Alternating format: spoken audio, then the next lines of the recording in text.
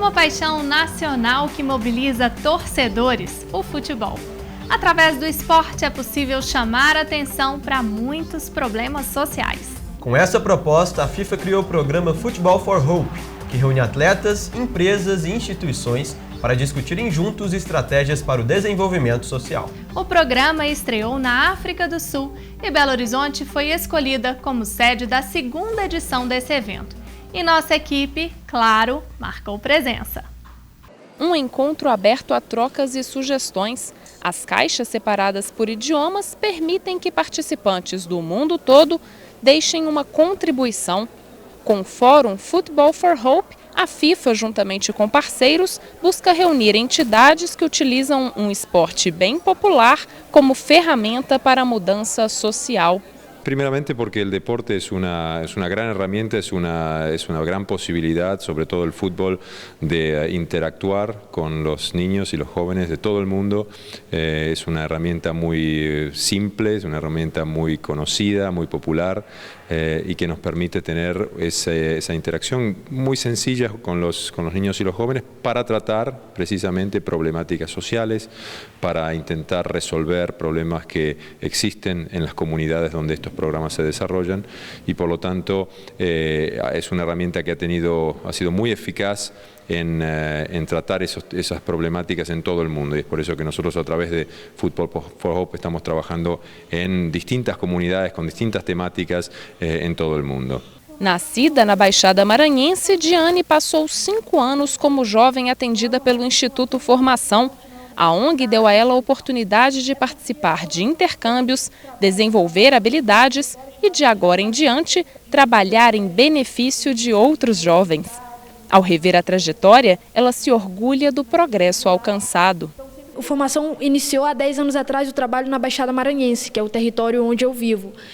Existem 10 cidades dentro desse território e uma delas é a minha cidade de São Bento. Eu entrei nos projetos do Formação com 13 anos de idade.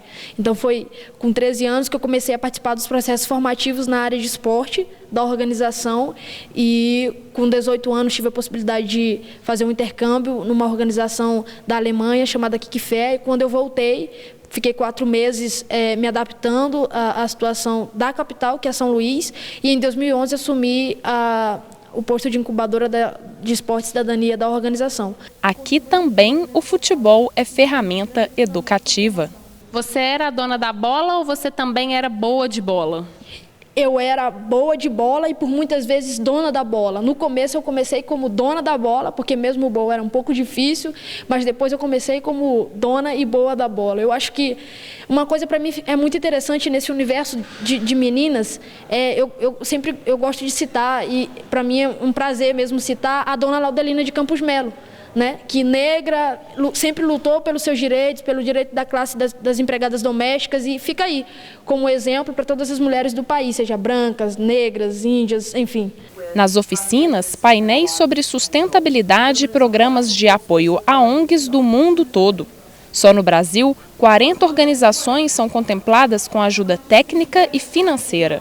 A ideia é cada vez mais aproveitar os grandes eventos esportivos para aumentar o incentivo às instituições que se preocupam com um futuro melhor. Este es un evento que es una de las pequeñas partes de la estrategia de sustentabilidad que estamos llevando a cabo aquí en Brasil en relación a la Copa del Mundo. Esa estrategia de sustentabilidad comprende muchos programas en el área social y muchos en el área ambiental. Y en relación a Football for Hope estaremos apoyando a organizaciones no gubernamentales, organizaciones de base aquí en Brasil en los próximos años que están utilizando el fútbol como herramienta para el desarrollo, así como lo estamos haciendo en más de 70 países en el mundo, pero tendremos un foco específico aquí en Brasil. Acabamos de invitar a más de 40 organizaciones brasileñas a participar de una convocatoria donde habrá un apoyo económico para ellos, un apoyo institucional, un apoyo técnico de intercambio. O jovem tem que ter oportunidade, não importa onde ele esteja. A Formação sempre disse isso. Seja em São Bento, seja em São Paulo, não importa onde ele esteja, ele tem que ter oportunidade. Tendo oportunidade, ele vai poder se desenvolver e vai poder saber que caminho ele vai querer traçar. Zumbis, fantasmas, vampiros e psicopatas. Desde o final do século XIX, com o surgimento do cinema, estes e outros personagens monstruosos assustam milhões de espectadores. Com o passar do tempo, os filmes de terror evoluíram. Foi preciso acompanhar as mudanças da sociedade para não perder a essência, gerar medo. Pipoca e o bom e velho escurinho do cinema. Essa é a combinação perfeita para muitas pessoas que querem passar o tempo relaxando e longe das preocupações. Será que tudo isso é possível quando aparecem na tela cenas assim?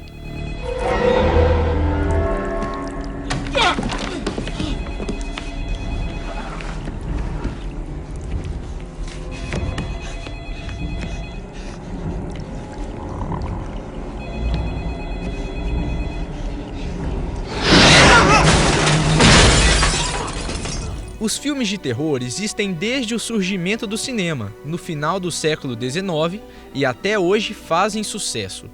Só entre 2010 e 2012 foram lançadas 43 produções do gênero, que juntas reuniram no Brasil um público de quase 16 milhões de espectadores, arrecadando mais de 160 milhões de reais. Quando surge o cinema em 1895, uma das principais fontes é a literatura, a outra é o teatro. Como o horror era muito forte na literatura, era bem natural que logo ele servisse de fonte para o cinema fazer seus filmes. O horror ele tem uma particularidade que já está no nome, horror, terror, né? Talvez seja o único gênero, essencialmente, em que o nome dele é um sentimento, né? Não é uma situação. Talvez por ele não ter uma vinculação nem geográfica e nem personalista, né, no sentido de perceber aquilo, ele vai sendo modificado ao longo do tempo sem nenhum tipo de prejuízo. Um filme de terror ele pode ser ambientado em qualquer época histórica e, na verdade, em qualquer universo, né? A gente pode pegar filmes que se passam em universos que não existem, e ele pode ser adaptado aos novos tempos. Né? Ai, me ajuda! Ai, meu Deus! Assim como em qualquer outro gênero, alguns filmes de horror se tornaram clássicos, marcando uma época. O Exorcista é um deles.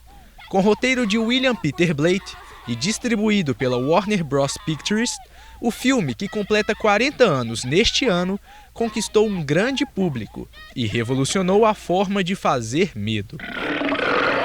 O Exorcista, de 1973, ele é o primeiro filme do gênero, de fato, a ter tanta entrada. Então, em 73, você tem ali o cinema americano numa fase muito independente, os estúdios estão em decadência, dando espaço para novos realizadores, em geral muito jovens, cheios de ideias, fazerem filmes com absoluta liberdade. O Exorcista está dentro desse contexto. É um filme em que o terror chega literalmente na sala de casa. Se você considerar que era um período em que a Guerra do Vietnã ainda estava acontecendo e os Estados Unidos estavam perdendo, em que os jovens estavam indo às ruas, e em que a própria juventude estava questionando o seu próprio estar naquele momento, que função ela tinha na sociedade, você tem no Exorcista uma alegoria perfeita do jovem, né, que se coloca contrário às amarras sociais. Contudo, o terror não é só um privilégio hollywoodiano. Muitas telonas brasileiras já exibiram produções nacionais do gênero. Zé do Caixão foi um dos precursores.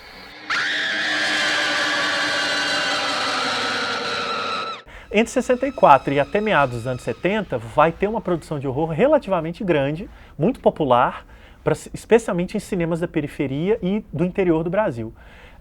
Esse cinema dificilmente, nesse período, é reconhecido pelos órgãos oficiais, ou seja, ele não tem apoio do governo, ele não tem muita atenção da crítica e da academia, né, das universidades, e ele vai, como o próprio gênero, vai ser feito sempre à margem, com pouco dinheiro, com equipes pequenas, mas com muita repercussão nos meios populares. Hoje, no século XXI, há um resgate desse período, uma tentativa, inclusive, de estudiosos trazerem esses filmes de volta e tentarem entender o que há neles que ainda pode ser estudado, e trabalhado e pensado. Para resgatar a história dos filmes de terror no Brasil e no mundo, foi criado em BH o primeiro curso de cinema de horror.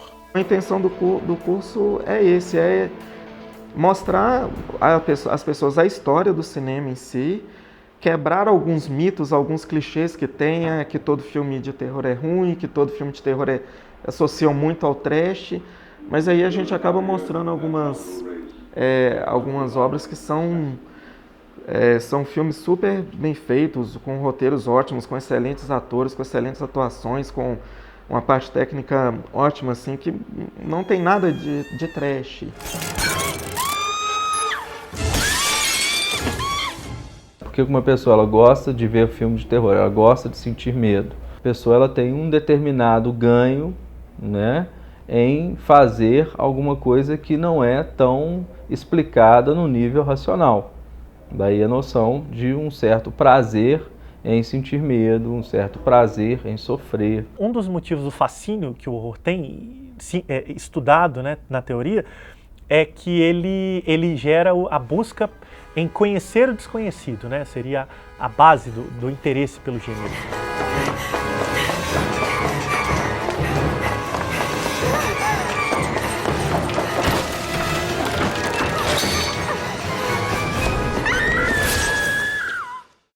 Um retorno em grande estilo programado para o segundo semestre deste ano é a reabertura do Museu de Ciências Naturais da PUC Minas. Depois de um incêndio em janeiro deste ano, a reforma está quase concluída. E o espaço está ganhando cara nova e vai contar com novidades. Uma delas é a exposição do corpo do gorila Idi Amin, além de uma nova mostra de insetos. Por enquanto, as visitas ao museu estão suspensas, mas as outras atividades continuam acontecendo. No próximo bloco, veja os jardins restaurados de Burle Marx, que dão mais charme à região da Pampulha. Tem também as máquinas de Leonardo da Vinci, que estão em Belo Horizonte. E mais atrações culturais. É daqui a pouco.